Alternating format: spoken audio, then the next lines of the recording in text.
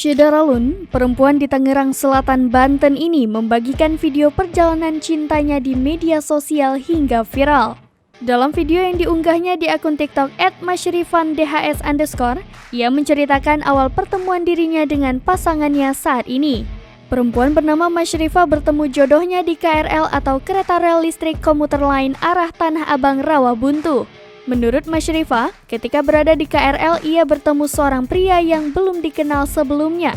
Kemudian ia merekam orang tersebut. Namun, perempuan berusia 26 tahun ini menyadari jika merekam seseorang tanpa izin bukanlah sikap yang baik. Hingga akhirnya pria tersebut mengetahui tindakan Masyrifah dan menghampirinya. Lantas, keduanya saling berkomunikasi hingga saling bertukar akun Instagram. Kini Masyrifah bersama pria tersebut akan melanjutkan ke jenjang yang lebih serius, yakni pernikahan. Sontak video yang diunggah Masyrifah ini pun mendapat banyak respon dan viral.